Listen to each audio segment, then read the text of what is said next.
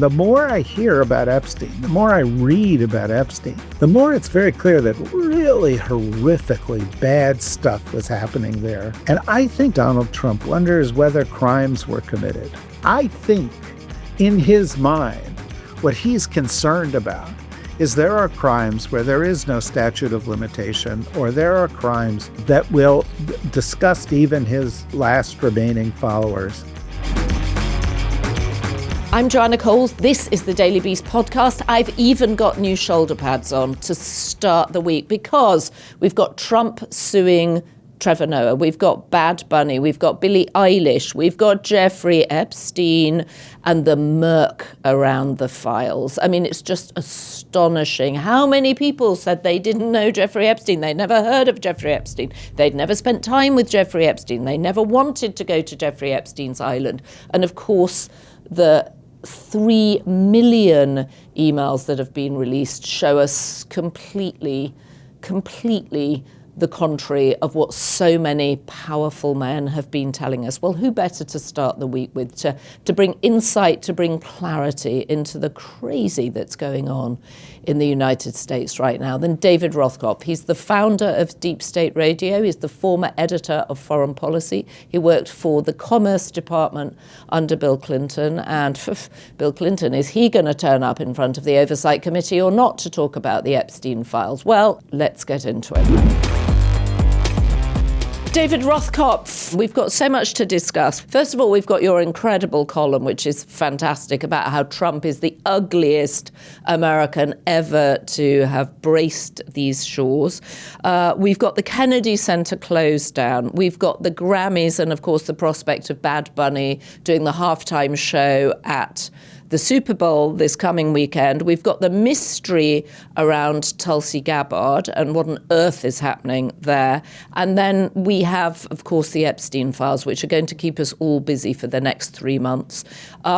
Where to begin? Let's begin with why you decided to write this piece on Trump being the ugliest American ever. Well, because I wake up in the morning, and that's true every day. But I've been struck in the past few days by the fact that Trump is not just bringing corruption to the White House. He's not just bringing incompetence to the White House. He's not just bringing incredible ignorance to the White House or vindictiveness or criminality, although he's bringing all of those things every day. I mean, but what strikes me is that he is also the most vulgar, the man with the worst taste in America.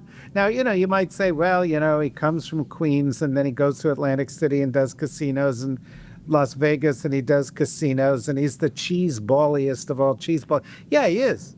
But now it's like leaving a mark, right?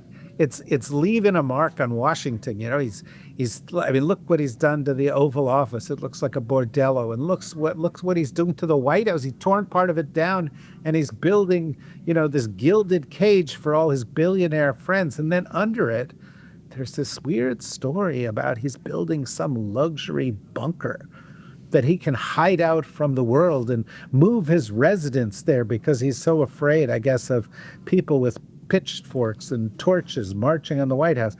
But, that he wants to build a 250-foot triumphal arch in Washington that'll tower over everything and block the views of the Lincoln Memorial and cast a shadow over Arlington Cemetery. And he wants to, we've talked about it before, that he's having, celebrating, the 250th anniversary of America's establishment as democracy with a wrestling match on the South Lawn of the White House.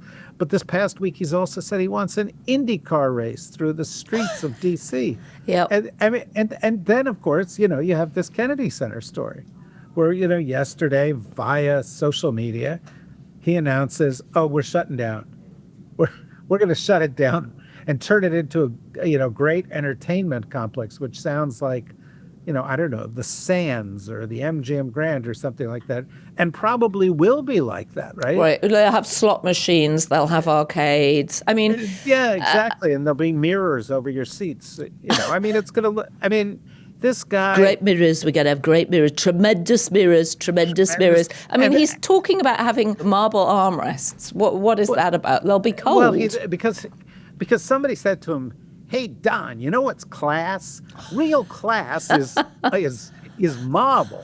It's fantastic. And like the Lincoln bathroom. Gold, that's even better." Right. And and this sort of settles into like the soft, mushy recesses of his mind. And so everything he does, gold labels on the White House and weird gold vases and things in the Oval Office. Well, and you've seen the marble bathroom that he made, the Lincoln bedroom bathroom. Yeah, which was this rather beautiful, austere, slightly primitive, I guess, sink and bathroom and loo. And then he's boxed the whole thing in Carrara marble, which just looks like any other hotel you spend time at. Well, that's probably what he's looking for, and who knows how much time he spends in there, probably a lot, given his decaying condition. But, and then on top of all of this, and you covered this. I was fascinated by it. But on top of all of this, we had this movie come out, Melania, which I call a bribe-umentary because, this is $75 million from Jeff Bezos to win the favor of the president, where they're paying off people to go see it. But the reviews, oh my gosh, the reviews have been so brutal. But you went. I saw you went. Did you? Well, I actually quite, it's not as bad as they say. I mean, the funny thing I thought was they bring Brett Ratner out of exile where he's been cast because he's a sex pest or sexual abuser. More than 6 women came out and complained about him. Hollywood basically Me Too'd him. He was done. He comes out of self-enforced exile to do the Melania movie. And then literally on the day after it's released, what is discovered in the Epstein files, but a picture of Brett Ratner snuggled up next to Jeffrey Epstein on a sofa with a very young woman between them. We have no idea what age she is, but she doesn't look like she's met her 20th birthday yet. I mean, the whole thing is so sleazy. I will say, though, that what I thought was interesting, and clearly Melania had the last word on it. The first credit that comes up is Muse Productions, her film, so it's Muse Films Presents.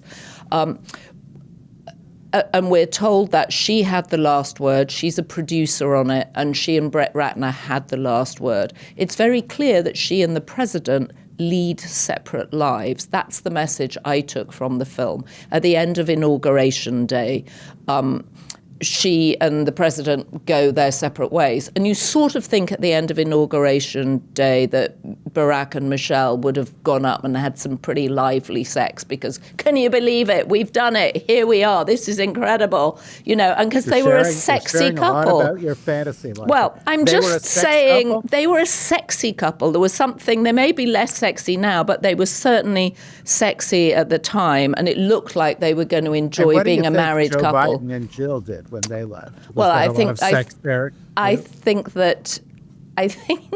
that Jill would have led him kindly up the stairs. Yeah. But I think Laura and George probably had gone into the other room and changed into a negligee and gone to the bed, and he's asleep. Well, I don't think she would have changed into the negligee. I think she might have pulled out a trundle bed. Who knows?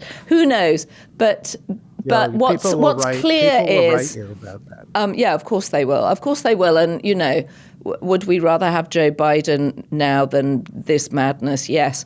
But what's just very clear about the movie and what Melania is signaling in it is she is her own person. They have what appears to be a very transactional marriage. She turns up for certain things.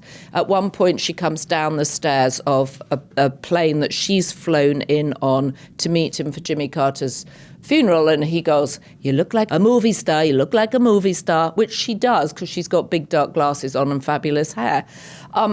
But you don't see her actually doing very much apart from saying that she, I'm working fostering future.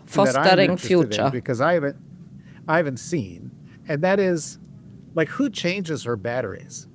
Because I think she's solar powered because she's concerned about climate change. She's solar powered, and that's what the hair is about. That's that what underneath that that hat it might be wearing. had a solar power. Yeah, it had a. Well, I believe that because I say in the column that she's America's first animatronic first lady. Yeah, And to me, she comes across as devoid of human attributes. Devoid. I mean, she doesn't have any feelings, apparently. She doesn't, she's willing to be married to this guy just for money. Her entire life is a transaction. I don't think it's just for money. I think it's for a sense. I think Melania was on a journey. I mean, the incredible thing is the opportunity they missed in the movie. She's America's most famous immigrant. She's had an incredible journey through the ups and downs of the modeling world, more downs than ups, I think. I mean, she was never a big supermodel. The only time she got on the cover of Vogue was when she got married to Donald Trump. That is a fascinating journey. I will tell you, at the end of the movie, which I saw in Union Square in New York City, two women came up to me and the friend I'd gone with, and we were still sitting discussing the movie, and they came up to us and they went, "You like a movie? What do you think of movie?" And I was like, oh my goodness, they are Russian agents. They were like, "You like a movie? Movie good, right? Movie good." And I was like, they are testing us. They are testing us. Anyway, but that immigration story, some people have written about it, and I think it's right to underscore it, because the Melania immigration story, in counterpoint, I mean, the big opening of the movie was the same day that Alex Preddy was gunned down, right? They went ahead and they did the opening anyway. Right. But the at the White House, the Saturday, the Saturday screening. It wasn't the opening. It was the first official screening with sponsors. There are no sponsors, by the way. But I mean, Amazon Tim people. Cook and all these other people showed up. Anyway, but the point is, the Trump narrative and the Melania movie carries it forward is white immigration is good. Yep. All other immigration is bad. And she is sort of presenting herself as the good immigrant. Look, I've come to this country, and by virtue of all of my great talents, I've made well, and I'm the first lady of the United States. And isn't that great? At the same time, the 5-year-old children are being taken off to prisons in Texas, where they're now having outbreaks of measles because we don't believe in vaccines anymore, because 250 years of medical science make us uncomfortable. And, they're gunning people down in the streets. And, but all those people are brown. The reason they're smashing windows and pulling people out of cars is because they're brown. Yeah, and I mean, it's terrible. And they're pulling law enforcement officers out of cars because they're brown. I mean, this sort of militia that the president has instituted, masked militia, is a terrible stain on America's character. Every year, around this time, too many seniors discover that their Medicare plan no longer covers the doctors they've been seeing. Same plan name, very different reality. That's the problem with Medicare. You can do the research, read the fine print, spend hours comparing plans, and still end up with coverage that doesn't actually fit your healthcare needs. And mistakes can cost people thousands of dollars. That's why Chapter stands out. Chapter is the only national Medicare advisor that compares and recommends every Medicare plan. And by doing what's right, they help people save an average of $1,100 on healthcare costs. Who doesn't need an extra $1,100 in this economy? The relief is real. One member, Gary, shared he was grateful to find Chapter after spending countless hours trying to understand Medicare on his own. If you're on Medicare, or will be soon, call Chapter at 913-308-6257 to get free Medicare advice you can actually count on. Remember when he came down the golden staircase at the Trump Tower? One of the things that he said was Mexicans are rapists, right? Mm-hmm. And I think he thinks that his entire success is due to the fact that he's been tough on immigration. And I think right now he's having kind of a mental infarction, because all the polling shows that people hate his immigration policies, not just Democrats. Republicans hate his policies. Well, we could Independents hate his policies. In the reddest county in America, in Texas. Yes, I was just going to mention. There was a special election in which, for the first time in half a century, a Democrat won. This was a county Trump won by plus 17, and it swung about 30 points. Yeah, 30-point swing. Because people hate what he's doing. Mm-hmm. And the problem is, he doesn't care about policy. He has no ideology. He doesn't have plan B. He's got Stephen Miller saying, kick him harder.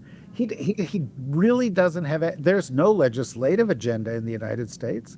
He's got no program. All he has is hate. And the problem is the American people are sick of it. And that's why I think January was Donald Trump's worst month as president of the United States. Except possibly January 2021, when he had to leave office. But it's because it's all fallen apart. And he just doesn't know what to do about it. Well, and interestingly, for a president who is very concerned about image making and is talented at image making, the images of the ICE arrests and the masks and the screaming women thrown to the ground and the mom shot in cold blood that we all see, and the lies that came out after it, and Alex Pretty shot in cold blood 10 times. I mean, unforgivable. And then the men running away because they knew it was wrong. We've seen it all on video. And those images that they initially packaged as rap videos with rap songs until the rap artist said, stop using our music, have completely backfired on him. They've actually shown us what is going on out there, even in cities where we aren't. Everywhere he looks, his little act, his little sleight of hand stuff isn't working. You talk about the Epstein files. Well, now we have more information about Elon Musk wanting to go to wild parties and being even weirder than we thought he could be. And he's the weirdest guy in the world. Howard Lutnick. Wanting to go to have lunch, at these things. Everybody, trying to get in with Epstein, who's in his inner circle. Peter Thiel, deeply, deeply involved in the whole Epstein thing. And this blocks that for him. And that's why, for reasons, and you mentioned this at the very beginning, for reasons that we can figure out, but, there's a backstory here, which we're going to have to get to the bottom of. He sends the director of national intelligence and a bunch of FBI agents to Fulton County to come out with 700 boxes full of information from the 2020 election, because he still thinks it was stolen. Now, the director of national intelligence, what does she have to do with this? Well, at first they're like, we don't know why she was there. Tulsi Gabbard, said, well, we don't know why. But it turns out, according to stories that are breaking today on Monday, Tulsi Gabbard was overseeing it, was in contact with the president, and actually, after they'd gone through the place, got on the phone with the president, and the president did something which presidents never do. He talked to the FBI agents. He's guiding their hand.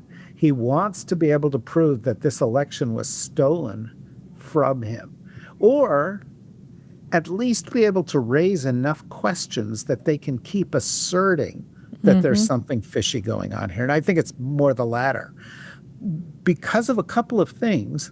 One, because he's been saying this a long time, and I think in some level he believes it.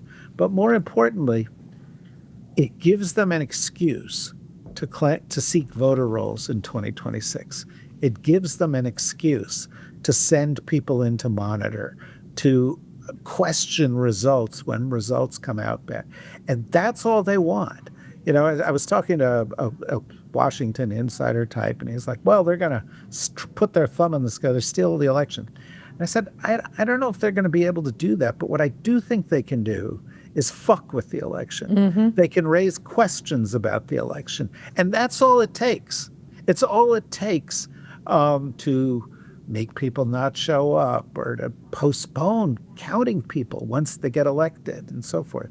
And, that's a big deal because right now I think the margin in the House is one vote. Right. No, it's clearly a big deal. And he's already alluded to the fact that he thinks they are going to lose the midterms. So what feels like happening is they are laying down markers to either sow enormous confusion over it or to make certain states, I guess, just completely unstable when it comes to voting. And work with certain kinds of state governments in order to have questions, freeze elections, postpone results, have inquiries, delay people being registered, and all of that, which he said, we saw a story a couple of days ago where Trump was in front of a bunch of Republicans and he was pleading with them to find a way to tip the scales so they don't lose the House. Because he said they're going to impeach me. And, damn right they're going to impeach him. And they're going to impeach Tulsi and RFK Jr. and Pete Hegseth, J.D. Vance, and all these people. And that's based on what we know now. I got to say, I'm not a conspiracy theorist. I'm, pretty much a dyed-in-the-wool skeptic. But to go back to the Epstein files, 3 million pages released, 3 million pages not released. Now, there's no legal grounds for them not to do it. So obviously, since they're releasing all of this information that's embarrassing, they think something really bad is going on there. And the more I hear about Epstein, the more I read about Epstein, the more it's very clear that really horrifically bad stuff was happening there. And I think Donald Trump wonders whether crimes were committed. I think I think in his mind, what he's concerned about is there are crimes where there is no statute of limitation, or there are crimes that will disgust even his last remaining followers. And that can be the only reason. Why else would they allow this to continue to be the centerpiece of the news? Now, you cover it really closely. I don't think anybody covers all this better than the Daily Beast. But to me, there is something murky at the core of all of this that we just don't know. But all the evidence says there are a lot of people out there trying desperately to hide it. Yeah, I think that's absolutely true. And also what's fascinating is the number of people who are just caught in bald-faced lies about their connections with Epstein. I mean, Howard Lutnick, who lived next door to Epstein, saying, oh, my wife and I only met him once. We went round to his house. He showed us his massage bed. We were both freaked out. We never contacted him again. And then you have emails desperately pleading to go to the island for lunch. And they're going to take another family, and they're going to take 2 16-year-olds, 2 14-year-olds, and a 13-year-old with them. And you're like, what do you not understand about who this man was? Well, right, particularly after 2005. Right? Exactly. 2008 when he'd served his sentence. And but 2005, everybody knew he was a sex, had committed sex crimes. Anybody who stays in touch with him after that, and Lutnick, who's saying, I didn't have anything to do with him, was in touch with him in 2012. He was in touch with him 7 years after that. Right. And so he knew. And so did so many of these and Richard Branson, who, said, I never liked him. And then, of course, we discover a letter from Richard Branson to him saying, here are some ways that you might be able to rehabilitate yourself. Why don't you get Bill Gates to write a sort of reference letter for you, saying that you thought the girl was 17 and a half. Bill Gates is like giving all this money to charity. Hooray for Bill Gates. But according to these files, he's gotten venereal disease from some Russian girl and is trying to slip antibiotics into his wife's breakfast cereal. I mean, incredible it's story. It's so gross. And, there's so many people who had reputations and they're being destroyed. But I think these are all the sacrificial lambs. These are the people who are being given up to protect other people. And, we know that the guy who gave the sweetheart deal to Alex Acosta. Right, was in the Trump cabinet. Yep. Well, he was We know that Pam Bondi was the Attorney General of Florida, which was, overseeing all of these stuff. We know that a lot of the people who are close to Trump because they can help him keep a lid on this. And so, this story is not going away. And I just think, we've ended up in the kind of, I called to, earlier to somebody else, it's, the disgusting horror film, A Human Centipede. No, I don't know that, actually, David. Where did that come from? No. Well, it's kind of it's a movie where people are connected mouth to asshole and the poop goes through all the people. Oh, good God. Really? It's Monday morning. We're recording this on Monday morning, David. Yeah, no, I understand. But I think we're kind of in the canine centipede of wagging the dog. Every day there's a new wag the dog story. Every day there's a new wag the dog. Every single day. And it's like, if I were sitting in Iran right now, I'd be scared out of my mind. Yep. The worse the Epstein story got, the more the alerts had to go up in Venezuela. Yep. The worse, these other stories get, then it's going to be Greenland, then it's going to be Iran. I have a friend saying, then Suriname. Who knows where we will wag the dog next? But Trump doesn't have a move except to try to distract. Well, I was going to read a couple of lines from your excellent column, which reinforces that. Trump, for his part, however, daily tries to find new ways to drive home the message that never has a lesser man held high office in America, never has a more defective human being had so much power in our country. And then you go on, I particularly like this paragraph, you almost have to give him credit for the scope of his efforts. Pick a character failing, and each week he will remind you that not only does he have it, but that he wants to make a show of it, like a hippopotamus in heat, flicking shit and piss in every direction in order to attract a mate. Did you know that hippopotamuses did that? No, I didn't. I didn't know that. It's true, though. I didn't just make that up. I've actually seen it happen. Have you ever seen a hippopotamus in the wild? Yes, I have. I have seen a hippopotamus, but I've not seen it flicking shit. I've seen them largely in water.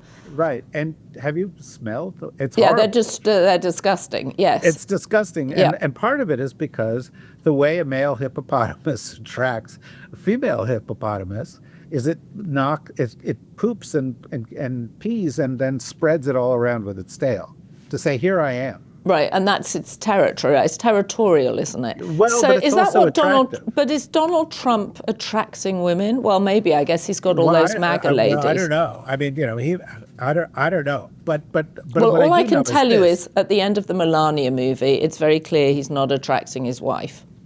Well, fool me 27,000 times, shame on me, right? But after, a certain number of years of this, so the penny has finally dropped for her. But the point that I was trying to make in that was it sounds like hyperbole. But in that paragraph, I go through every character flaw that I could think of. Mm-hmm. And every single character flaw is manifest every couple of days. That's to say that, it's like, oh, what are you? Like, you're a Trump hater. Oh my God, But it's not. Donald Trump is the worst of us. And every day, because he's stealing, because he's lying, because he's ignorant, because he is bullying, because he is ignoring the law, because he is causing pain and suffering and death, because he is associating with the worst possible people, because he's doing damage to the environment or damage to our health or damage to the world or blowing up alliances, because he has such disgusting taste and he's destroying American culture and our standing in the world. Every single day, pick a bad character trait. Donald Trump will display it at some point during the day. Okay, all right. I'm going to stop you there because you're absolutely right. But I also want to make sure that we discuss the Tulsi Gabbard story. So there was a strange story about Tulsi Gabbard in the Wall Street Journal, which said that some months ago a whistleblower had taken a complaint about Tulsi Gabbard, head of intelligence, to the head of intelligence, to Tulsi Gabbard, as it were. And we don't know what the complaint was. And it's being slow-walked, and it's very, very serious, apparently. I feel that you will, sitting in Washington with the contacts I know you have, be able to shed light on this. Well, I mean, I can't shed light on the complaint except to know that the way the complaint was handled was outrageous, and the people who've been in the position of Inspector General and so forth have already spoken out about how, this is supposed to be independent. It wasn't. These whistleblower critiques are supposed to come to the attention of Congress. Mm-hmm. It hasn't. And before Tulsi Gabbard was confirmed for this role, we talked about the fact that she was bizarrely close to the leadership in Syria, bizarrely defensive of the Assad regime, close and defensive when it came to the Russians. That, this is a woman, and, we believe in religious freedom in America and so on, but she's a member of a cult. Mm-hmm. She is a very strange person by any measure. And she was a former Democrat. Well, she was, but then, she was, alienated. And I mean, think about this. She was also in the reserves. And I think she was a fairly high-ranking officer. I think she was a major or something in the reserves. And when these stories started coming out about her and her associations and so forth, there was a lot of question about how she was even able to keep those roles. That just for an ordinary person. But now, of course, despite all that, because the Republicans on the Hill had no spine and a couple of Democrats went along with it, Tulsi Gabbard is the top intelligence official in the United States.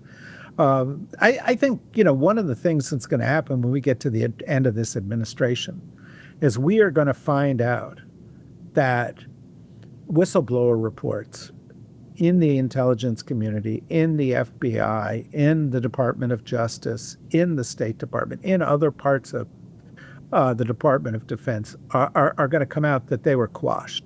Well, and I'm sure the whistleblowers were probably fired. Or, I mean, I certainly think that's likely, or forced one way or another to be quiet.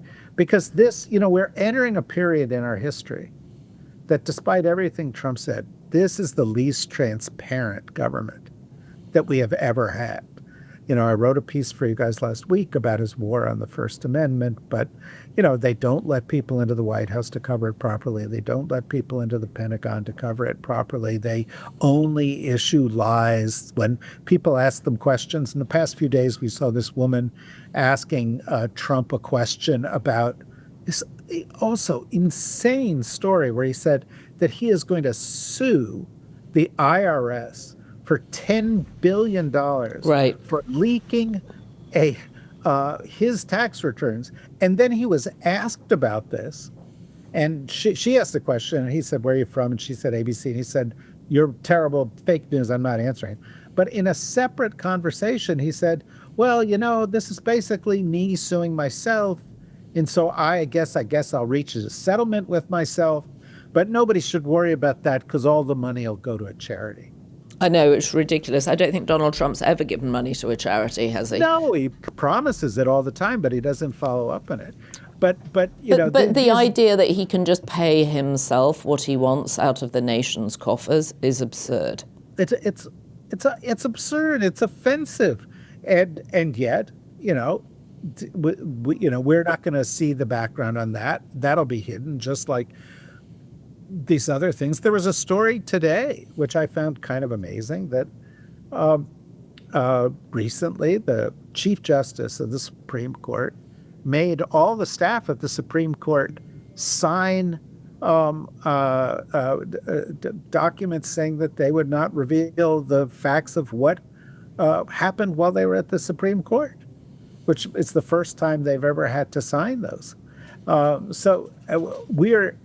the government is becoming more corrupt, as the government is doing more things to hurt people, as the people leading the government are more suspect for more reasons, our government is also becoming less transparent. Well, and also they are, as Steve Bannon always said, flooding the zone. And online just creates more confusion because there's AI slop everywhere. And also every conspiracy theorist now has a megaphone to amplify across the endless platforms that we have now. So it's impossible to know what's true and what's not true. I think that's right. And of course, there's a lot of people out there who, stay in one information ecosystem, never go out of it, don't question what they hear, don't want to question what they hear. And in fact, I think one of the things we have to think about, because this is a big deal, there were, 80 million people who voted for Donald Trump? And a year later, they're saying, well, oh yeah, he's corrupt and he's cruel and he is breaking the law and stuff like that. And they might want to back away a little bit, but they will lose some of their identity in doing that. They've been saying for years, Trump is the answer.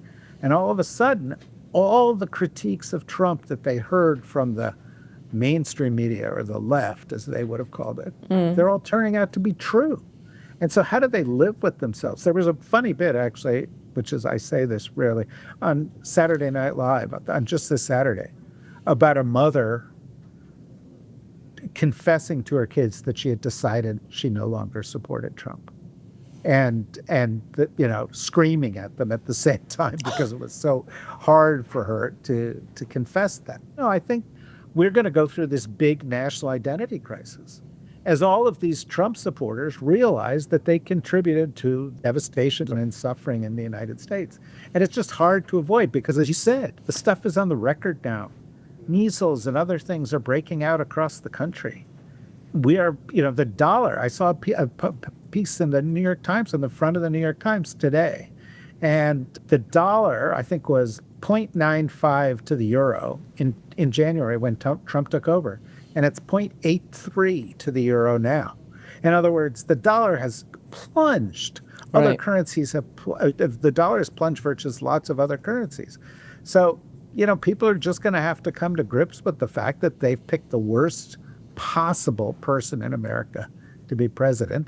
And how are they going to do that? It's going to be interesting, and it's going to manifest itself in all sorts of weird ways. And, you saw the size of the demonstrations that took place in the country over this weekend. Or, I don't know, did you watch the Grammy Awards? Well, of course I watched the Grammy Awards, and of course Bad Bunny will be back on our screens on, next weekend for the Super Bowl, because he's doing the halftime show. And I saw Trump's frantic Truth Socialing about how bad Trevor Noah was and how he's planning to sue Trevor Noah. He's going to sue Trevor Noah because Trevor Noah made a joke. Right. And the joke was that Trump needed Greenland because he didn't have Epstein Island anymore, and that he wanted to go there with Bill Clinton. Trump was like, this isn't true. And it's It totally touched a nerve. It totally touched a nerve. You nitwit. But Bad Bunny stood up and said, "Ice out," and he got a standing ovation, prolonged. Olivia Dean made a speech about being an immigrant. Yep. Billie Eilish said, "Fuck ICE." She got bleeped out of the thing. But now everybody is going to go and be looking at the Super Bowl, which is like America's holiest day. Right. It's like Yom Kippur and Easter rolled into one, where there's everything we worship about the United States, violence and vulgarity and excess. And a sport made for television. All for TV. You're going to get 100 million, 200 million, 1 billion people around the world watching this. And the halftime show is a Trump hater who hates Trump's immigration policies and is going to sing in Spanish, who just had won Best Album for the first time ever, for an all-Spanish album. So, David, does that mean then that actually Trump is not having the impact on America that we think he is? Because here we are, we have the Super Bowl and Bad Bunny performing. We have the Grammy Awards and Bad Bunny winning and speaking in broken English as he warns people to love, not hate.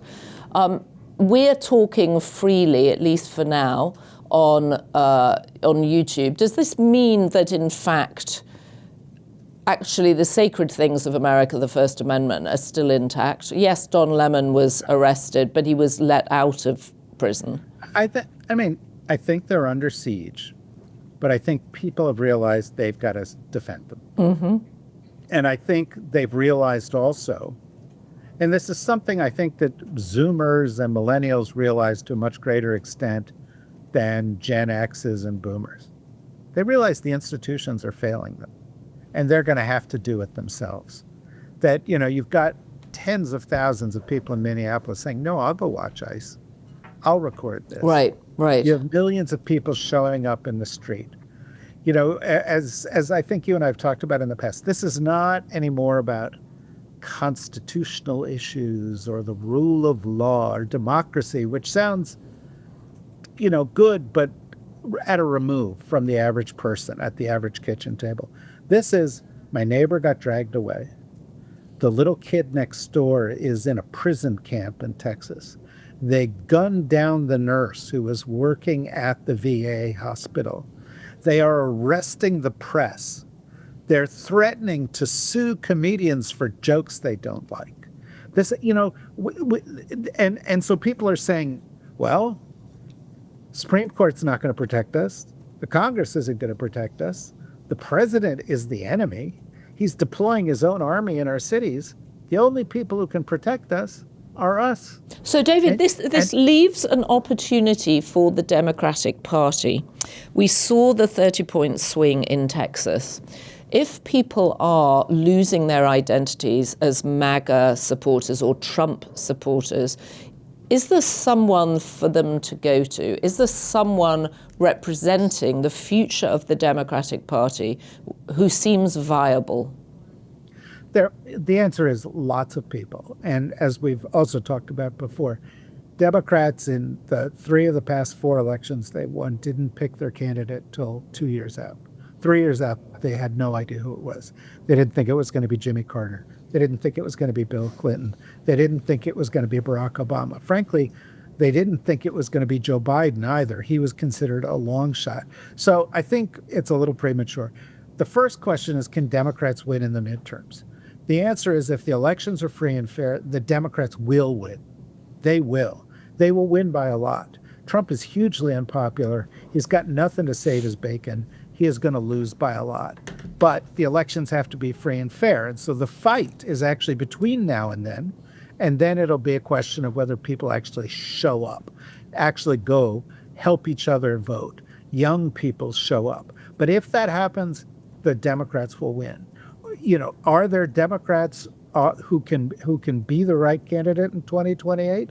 It's interesting you mentioned that, Joanna, and I don't want to tip my hand. But my next column for the Daily Beast is a handicapping, or as I call it, a beast capping of the top 15 or so candidates. Oh, I can't wait to read that, because it is sort of exciting at this point, thinking about who is going to... It is. I'll tell you one thing. I have, it'll be up in my Substack Need to Know a little later today. But I have a column that I've written for the Substack in which I say, it's the billionaires stupid. Mm-hmm. And the point that I'm trying to make is, if you don't realize that inequality and elite impunity are central issues to everybody, that people think the system is rigged and is not working for them anymore, you're not going to be the candidate. If you are, don't tax the billionaires, or let's preserve the status quo, or I'm a mainstream Democrat, you're not going to make it to the finish line. You've got to realize that in this election, the majority of voters, who will be under the age of 35, don't think the system works, don't believe the American dream is real anymore. The majority of voters think that the control of the country has been stolen by a handful of super rich people. They don't get taxed. They get wealthier and wealthier. The rest of us fall further and further behind. And so whoever the Democratic candidate's going to be is going to have to step up and not do this kind of triangulation that we know from some Democratic candidates where they say like, well, I'll say this to make the billionaires a little happy and this to help the people. They're going to have to stand up and say, no, a lot's got to change. We need to fix what's broken in our power structure. We need to have fair taxation. We need to have D.C. and Puerto Rico as states. We need to have 13 people on the Supreme Court. We need to have health care for everybody. We need to stop negotiating with ourselves and start demanding what the people of this country need in order for us to have a future. And so what I look for is who's got the clarity and the courage to offer that kind of a vision. The clarity and the courage. Well, David Rothkopf, you have clarity and courage in your excellent columns for the Daily Beast. I highly recommend your column today on why Trump is the ugliest American ever. I can't wait for your beast cappings on the top 15 people that you think will lead the Democratic Party to the future. And as always, extremely grateful to kick off the week with a conversation with you. I always feel better informed and more animated after talking to David Rothkopf. Thank you very much. Well, thank you very much. I always feel animated after talking to you. And if people want to hear more, of course, I do have the DSR Network podcast that we do the on... Deep State Radio Network. You throw it away by calling it DSR. Deep State Radio is such a good name. We've got all the New Republic podcasts. We've got all these other podcasts that we do, 15, 18 a week, on YouTube. So people, they go watch the Deep State, the Daily Beast podcast on YouTube, and then, go look for DSR as well. Absolutely. Look for DSR and look for David Rothkopf's columns on Substack, Need to Know on Substack, and also under the name of David Rothkopf on the Daily Beast.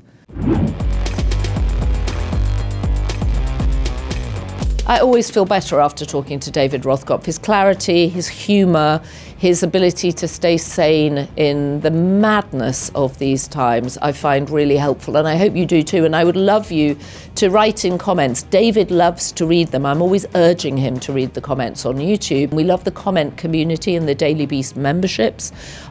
Be a Beast member of the Daily Beast. And don't forget to subscribe, because we are independent media and we really appreciate your support. And don't forget, be Beast. So the good news is we have so many Be Beast tier members now. There are too many names to read out, and we really appreciate your support. Devon Rogerino, Ryan Murray, Rachel Passer, Heather Passaro, Neil Rosenhaus.